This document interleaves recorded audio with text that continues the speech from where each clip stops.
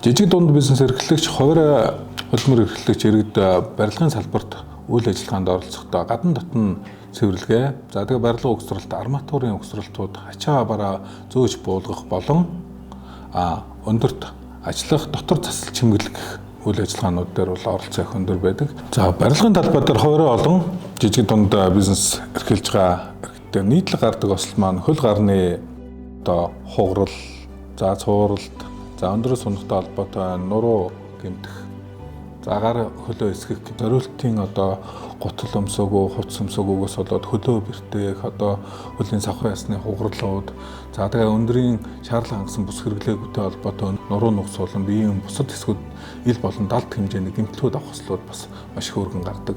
Ослын аварууд гарахаас үржилсэн сэргийлэхийн тулд өндөрт ажиллаж байгаа ажилчдын зах хэмжээний хаалт тэмдэг тэмдэглэгээнүүдийг сайтар тавих. За тэгээд нүх лифтний хонгилууд дээр хаалт хамгаалтуудыг мэдээлэх, багаж зэмсэг ашигладаг бол багажны бүсийг ашиглаж нэг бүрчлэн ажиллах. За өндөрт ажиллах үедээ өндөрийн бүсийг заавал бэхлэг цаг дээрээ бэхэлж ажиллах.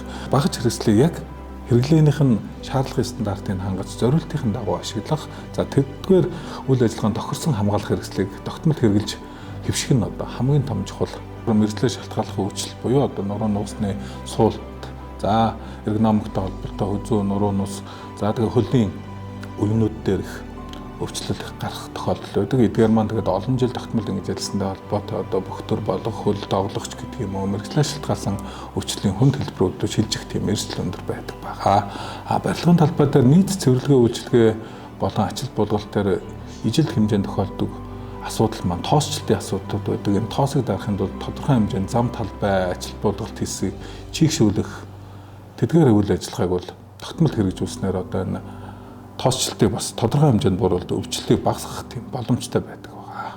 За барилгын салбарт хуваарь хөдөлмөр хэрэгжилж байгаа жижиг дунд бизнес эрхлэгчид маань хамгийн гол анхаарах зүйлс маань хөдөлмөрийн аюулгүй байдал, эрүүл ахуйн сургалт цааварчилгаанд хамрагдаж аюулгүй ажиллагаа хариуцсан ажилтныг томилж ажиллах хэрэгтэй байгаа. Гэр бүл хөдөлмөр нийгмийн хамгааллын сайдын А130 тушаалын дагуу хөдөлмөрийн аюулгүй байдал, эрүүл ахуйн нийт ажилтны сургалтанд жилд нэгээс доошгүй заавал хамрагдсан байх ёстой. Сургалтанд хамрагдахаас гадна өдөр тутмын үйл ажиллагааны аюулгүй ажиллагааны зааварчилгаа, улирал болгоны давтан зааварчилгаанд тогтмол хамруулснаар эдгээр хүмүүсийн аюулгүй ажиллах мэдлэг чадамжийг илүү их сайжруулж аюулгүй ажиллах үндсийг тавина.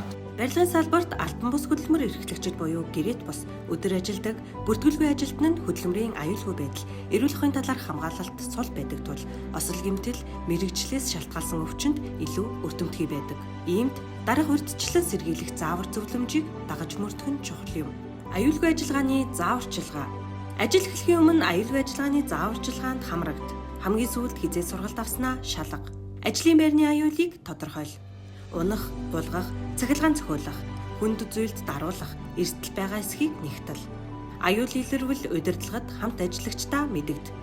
Осол гарсан тохиолдолд түргэн тусламж дуудаж, ослын газрыг өөрчлөхгүй байх.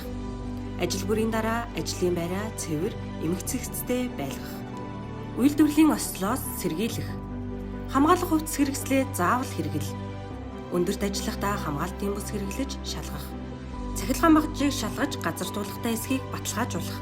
Ажлын талбайг цэвэр, эмгцэгцтэй байлгах. Гулгамтгай, сул шат тавцан ашиглахгүй байх. Мэргэжлээс шалтгаалсан өвчнөөс сэргийлэх. Тоос шороо, дуу чимээ, нарны хэд халтаас хамгаалах. Амьсгал хамгаалах хэрэгсэл тоосны хамгаалтын маск, чихвч, нарны малгай хэрэглэх. Ус сайн уух, ажлын дараа амрах, сонголтын дасгал хийх. Эрүүл мэндийн үзлэгт тогтмол хамрагдах. Аюулгүй ажиллагаа, амьдралын баталгаа.